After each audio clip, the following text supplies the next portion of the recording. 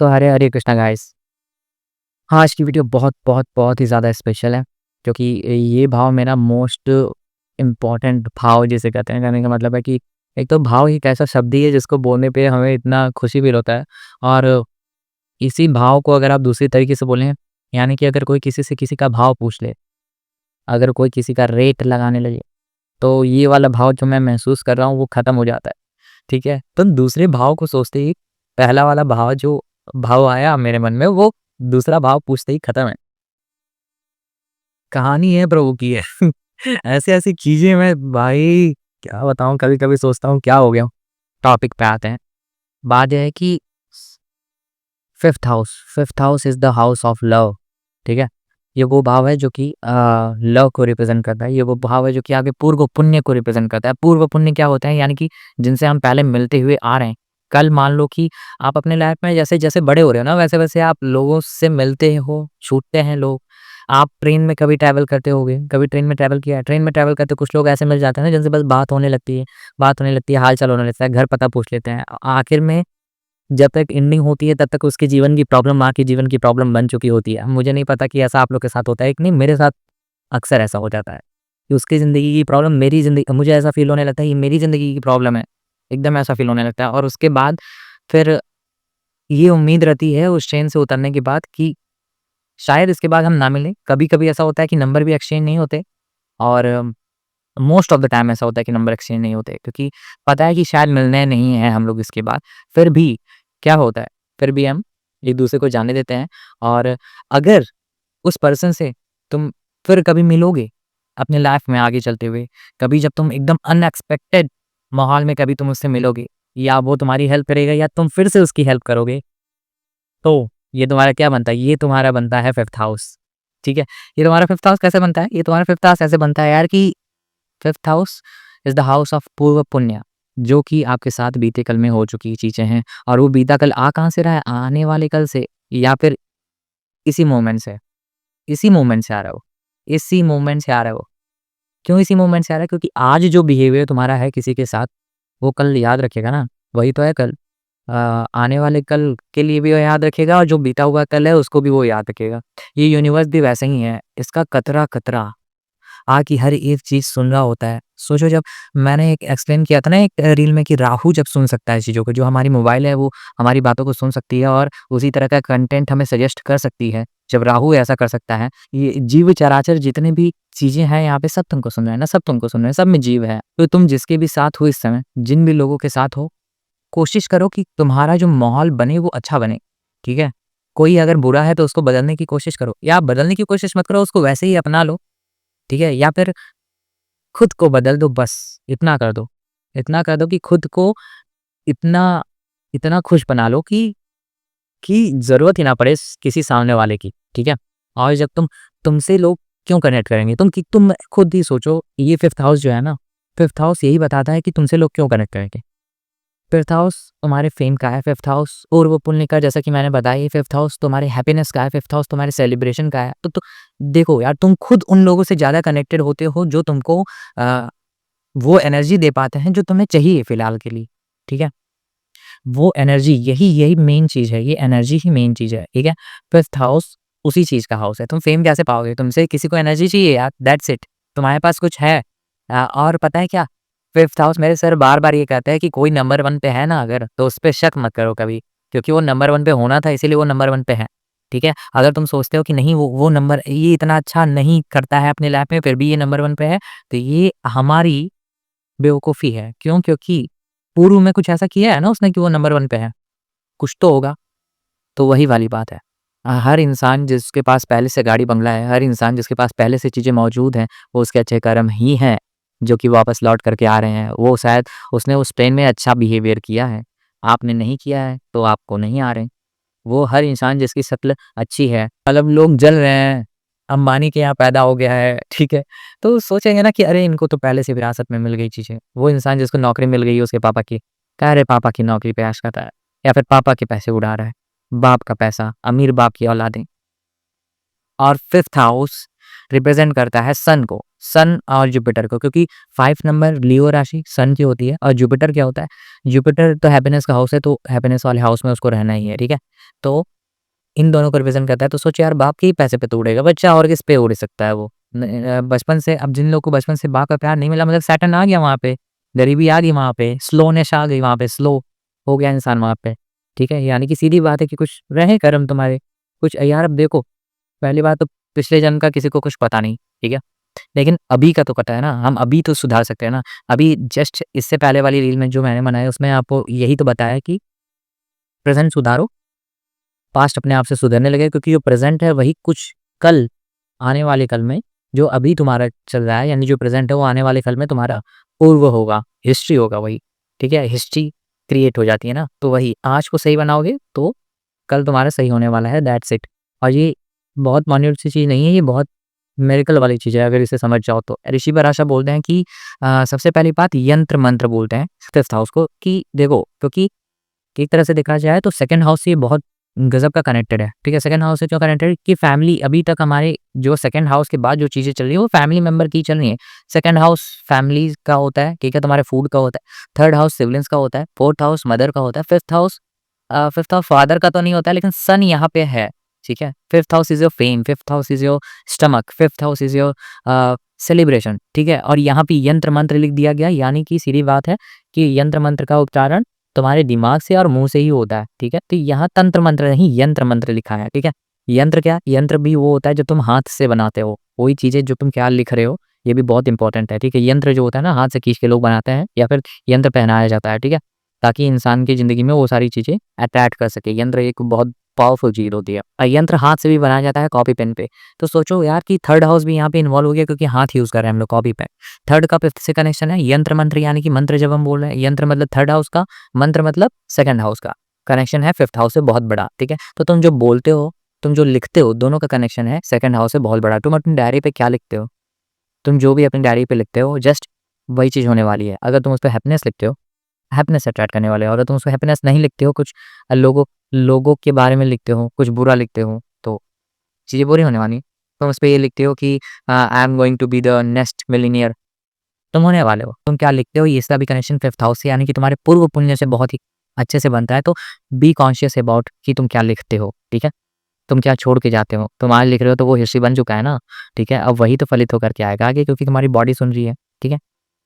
Celebration है, happiness है, festival है, रिचुअल वाले तुम क्या करते हो, और योर लर्निंग, तुम्हारी समझ क्या है। सबसे बड़ी चीज़ यही है कि 5th हाउस तुम्हारी समझ है, तुम्हें क्या समझ में आता है। बहुत सारे लोग को ना, कितना भी चीज़ें मिल जाए, उनको अच्छे टीचर मिल जाए, अच्छा घर मिल जाए, अच्छे पापा मिल जाए, अच्छी मम्मी मिल जाए, मोरालिटी उसको सिखाएँ कि 4th हाउस मोरालिटी, वो उसको अच्छा घर, 4th हाउस भी मिला हो, अच्छा घर मिला हो, ठीक है।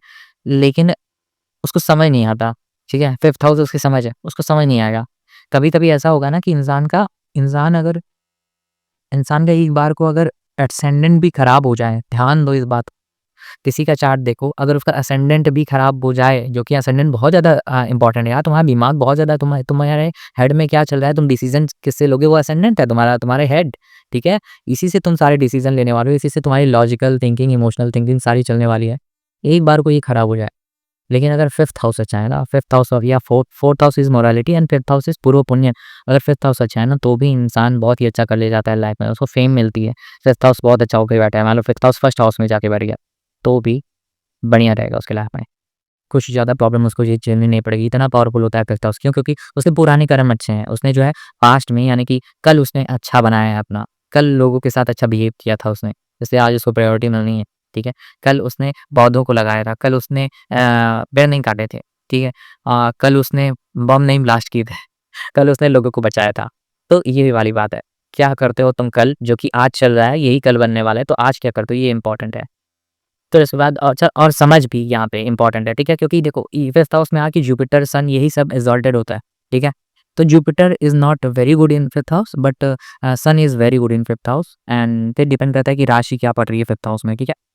तो ये बात बहुत ध्यान में रखने वाली है कि तुम्हारा विज़न क्या है? तुम्हें क्या चीज़ें समझ में आती हैं? अच्छा, तुम्हारा विज़न जैसा रहेगा ना, यानी कि तुम्हारा विज़न तभी अच्छा हो ही सकता है जब तुम्हारे 5th हाउस में अच्छे प्लैनेट आ रहे हो, या फिर 5th हाउस से जो डिस्पोज़िटर है, यानी कि 5th हाउस से जो लॉर्ड है, वो जाकर के सही जगह बैठा हो, ठीक है?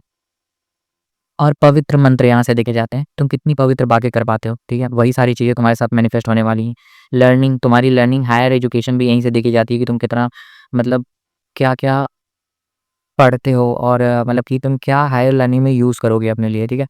तुम्हारी डीप अंडरस्टैंडिंग देखी जाएगी यहाँ से, यानी कि देखो, अगर यहाँ पे मार्स होगा तो इंसान को चीज़ें झगड़े से ही समझ में आएगी, इंसान को चीज़ें बहुत सारी समझ उसको गन्स समझ में आएँगी, उसको हथियार समझ में आएँगे, उसको सारी की सारी वो सारी चीज़ें जो कि बहुत रेज़ पैदा करती हैं, रोमांच पैदा करती हैं लाइफ़ में, वो सारी चीज़ें समझ में आएँगी। और लव में भी वो कुछ उसी तरह की चीज़ें चाहेगा, जैसे हार्श लव जिसे कहते हैं, ठीक है? और क्योंकि ये 5th हाउस जो है ना लव मैनेजर है, कहने का मतलब अब ये कहाँ जा रहा है ये इम्पोर्टेंट है। जैसे 5th हाउस अगर 1st हाउस में चला गया इसका मतलब है इंसान ज़्यादातर प्यार ढूँढ रहा है और खुद प्यार का भूखा है, ऐसा कह सकते हैं, ठीक। प्रेम एक ऐसी चीज़ भी है, अगर उसका रियल मीनिंग देखिए प्रेम का, तो प्रेम पकड़ने का नाम नहीं है, प्रेम खुश रहने का नाम है। किसी दूसरे को देख कर के खुश होना, यही है प्रेम। किसी दूसरे की खुशी में तुम्हारी खुशी होना, यही है प्रेम। ना और भी बहुत सारा चीज़ है प्रेम जिसको हम एक्सप्लेन नहीं कर सकते, लेकिन महसूस कर सकते हैं। इसीलिए 5th हाउस में जो रियल खुशी है ना, जो रियल हैप्पीनेस है वो देखी जाती है, इसीलिए किड्स यानी कि आपके बच्चे भी 5th हाउस से रिप्रेज़ेंट किया जाता है, ठीक है? तो सोचो जितने भी अच्छा पूर्व पुण्य में जब तक आपने अच्छी चीज़ें नहीं की होंगी तो तब तक आपको अच्छे बच्चे मिलने की चांसेस नहीं है, ठीक है? तो आप अगर और अगर मान लो आपको बच्चे मिल भी जाए तो आपको बच्चों से कष्ट मिलेगा, ठीक है? तो ये सारी चीज़ें मैनिफेस्ट होती हैं 5th हाउस में, ठीक है? और एक चीज़ और है, सेलिब्रेशन में आप देखो कि जब भी कभी सेलिब्रेट हो रहा है कोई चीज़, ठीक है?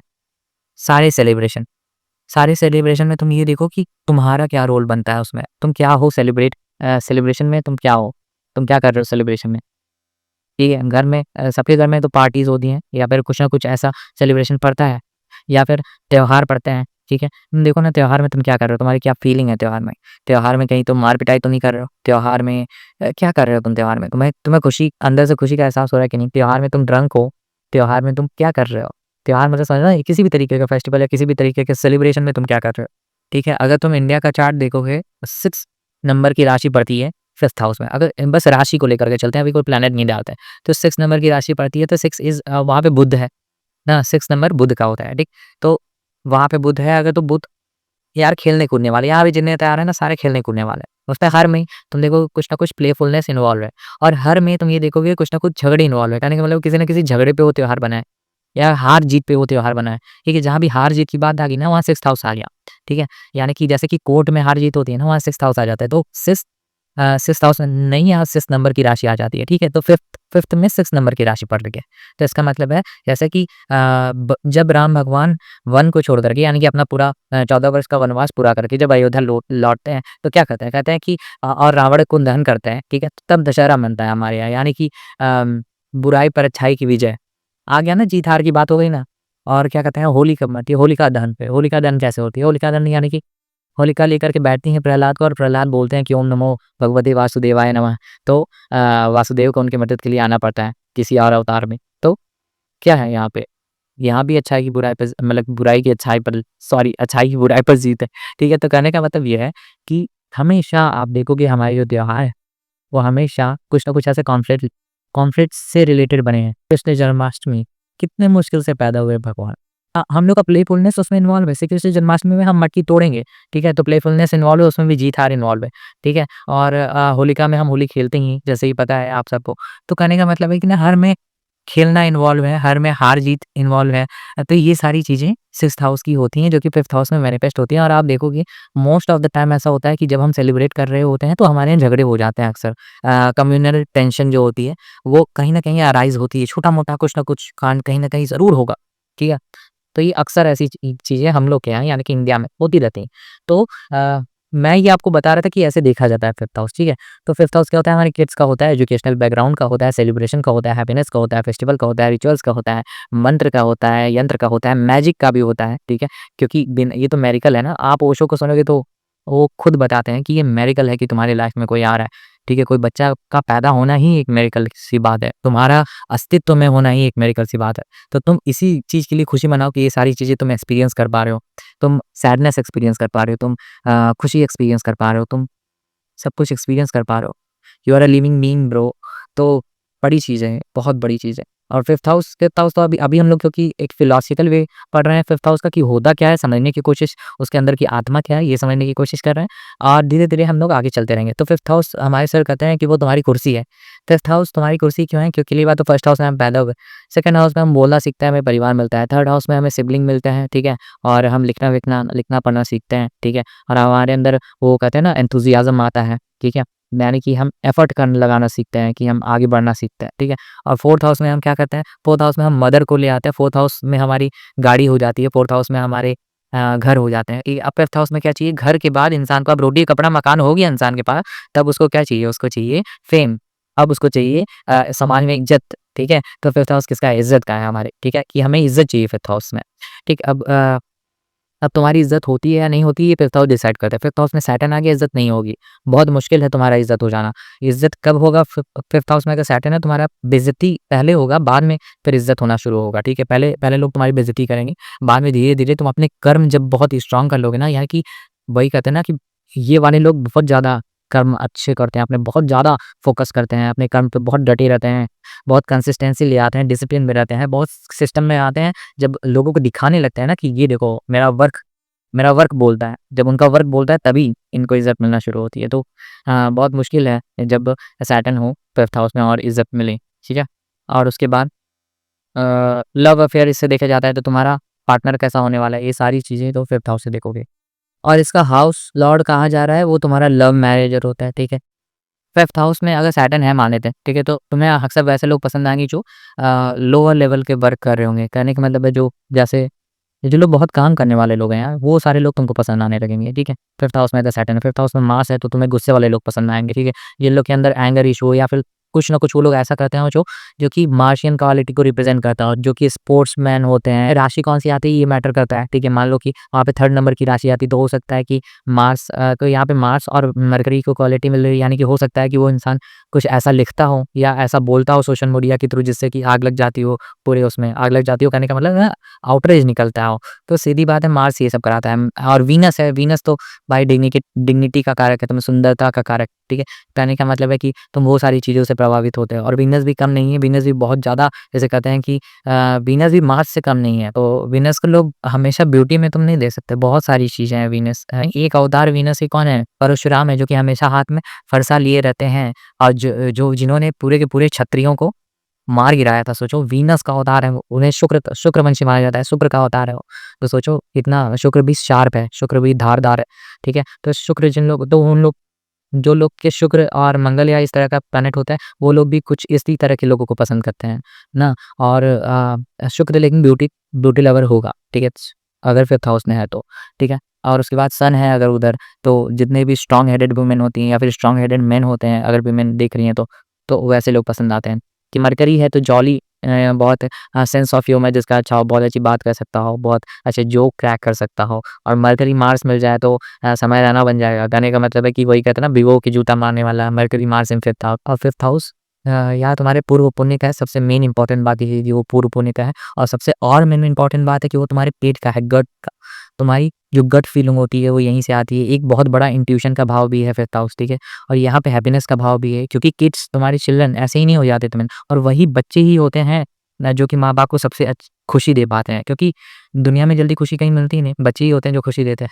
और फिफ्थ हाउस एक ऐसा हाउस है, चलो समराइज़ करते-करते मैं तुम्हें बहुत और डीप में ले जाने की कोशिश करता हूँ जहाँ पे तुम्हारा देखो क्योंकि लव का हाउस है ना, लव मैनेज करोगे ना तो यहाँ पे तुम्हारा लॉजिकल माइंड काम नहीं करेगा। यहाँ पे अगर तुम लॉजिकल थिंकिंग सोचना शुरू किए क्योंकि मरकरी अगर यहाँ पे आ गया तो लॉजिकल थिंकिंग सोचना शुरू करता है और लॉजिक का फिफ्थ हाउस से कोई लेना-देना नहीं है, कोई लेना-देना नहीं। क्यों? क्योंकि यहाँ पे लॉजिक वर्क ही नहीं करता है, यहाँ पे मैजिक वर्क करता है ना, यहाँ पे हैप्पीनेस वर्क करती है ना और हैप्पीनेस लॉजिक में थोड़ी होता है। तुम अगर हर चीज़ जो है कहते हैं ना कि वो वाली अगला रील मैं इस पे डालूँगा तुम बंदर हो जाओगे। ऐसे ऐसे करके है एक कविता तुम बंदर हो जाओगे। ये फिफ्थ हाउस से ही है। कहने का मतलब है अगर आपको फिफ्थ हाउस नहीं अच्छा है, वहाँ पे बहुत समझदार प्लैनेट आ गए हैं, ठीक है? तो तुम बंदर हो जाओगे। जैसे मरकरी आ गया तो तुम मरकरी ख़ासकर जैसे मरकरी आ गया या थर्ड नंबर की राशि आ गई, ठीक है? और वहाँ पे मरकरी आ गया तब तो बहुत स्ट्रॉन्ग मरकरी हो गया ना वहाँ पे। क्योंकि तुम अगर हर चीज़ में दिमाग लगाने लगोगे तो तुम एसेंस खो दोगे ना यार। तुम बात ही क्यों करोगे उस ट्रेन में तुम बात ही क्यों करोगे किसी से? नहीं करोगे बात। तुम कहोगे यार क्यों बात करे, पता चला ये हमसे पैसा माँगने लगी तो, क्यों बात करे, इसकी प्रॉब्लम है, ये कहीं हम ही से सॉल्यूशन माँगने लगी तो मेरा कुछ लेके ना चला जाए। इस तरह की रेशनल थिंकिंग अगर तुम करने लगोगे, ठीक है? तो तुम्हारा 5th हाउस गया, गया भैया, गई नहीं गया। अब 5th हाउस हो सकता है किसी अच्छे नक्षत्र में हो मरकरी, तो भले ही उसका वो पॉज़िटिव साइड हो गया, मतलब कि जैसे मरकरी जुपिटर के नक्षत्र में हो या कुछ अच्छे नक्षत्रों में हो तो वो सही कर जाएगा, ठीक है? और मून भी यहाँ पे बहुत अच्छा काम करता है, मून इन 5th हाउस। और हाँ, ये बात याद रखना कि यहाँ पे लॉजिक वर्क नहीं करता है, ठीक है? यहाँ पे रेशनल माइंड अगर तुम लगा रहे हो तो वो वर्क नहीं करेगा, लाइफ़ में तुम्हारी प्रॉब्लम आना शुरू हो जाएगी। अगर तुम कोई ऐसा लॉजिकल प्लैनेट है इधर तो दिक्कत है, ठीक है? तो हर चीज़ में लॉजिक ढूँढने की ज़रूरत नहीं है। प्रेम में तुम लॉजिक ढूँढोगे तो कहाँ से चलेगा? और प्रेम में तुम अगर किसी को ग्रैब करने की कोशिश करोगे, पकड़ने की कोशिश करोगे, लाइक मास, मास यहाँ पे जो जिन लोग का होता है, या 8 नंबर की राशि आ जाए यहाँ पे, तो दे आर ग्रैब करने की तुम कोशिश करके तो देखो, कोई मतलब नहीं निकलेगा उसका। क्यों? क्योंकि प्रेम का अर्थ ही स्वतंत्र होना है। प्रेम का अर्थ छिपाना नहीं, प्रेम का अर्थ स्वतंत्र हो जाना है। हर तरह के बंधन से स्वतंत्र हो जाना, मतलब कि समाज से भी स्वतंत्र हो जाना, लोगों के थॉट्स से स्वतंत्र हो जाना, इतना स्वतंत्र हो जाना कि असर ना करे। इस बात का भी असर ना करे कि वो मेरी है कि नहीं, इस बात का भी असर ना करे, कुछ भी असर ना करे तुम्हें। तुम्हें सिर्फ़ उसकी खुशी में तुम खुश रहो, यही है प्रेम, ठीक है? अगर तुम किसी इंसान से कर रहे हो तो। नहीं तो कभी-कभी प्रेम खुद से होता है, कभी-कभी ईश्वर से भी होता है, तो यहाँ से ईश्वर भी देखे जाते हैं 5th हाउस से। 5th हाउस, अरे यार! ये तो बहुत बिग थिंग थी। चलो ठीक है, इसको मैं किसी और वीडियो में कवर कर लूँगा, लेकिन हाँ, 5th हाउस से देखे जाते हैं कि तो कौन से भगवान की तुम पूजा करोगे, ठीक है? श्री कृष्ण भगवान की तुम अगर पूजा करते हो, तो वो सारे के सारे, उनके अंदर सारे गुण, सारे के सारे गुण, ठीक है? कुछ काम नहीं करता। अगर तुम श्री कृष्ण भक्त हो ना, तो दुनिया इधर से उधर हो जाए, कुछ काम नहीं करता। तुम्हारे लिए जो होना है वो अच्छे के लिए होना है, ठीक है? अगर तुम श्री कृष्ण भक्त हो, और ज़्यादा ये पॉसिबिलिटी बढ़ जाती है जब तुम श्री जी के भक्त हो। क्यों? क्योंकि श्री कृष्ण उनके चरण को लेकर के बैठते हैं तो भी उनके आँसू बहने लगते हैं।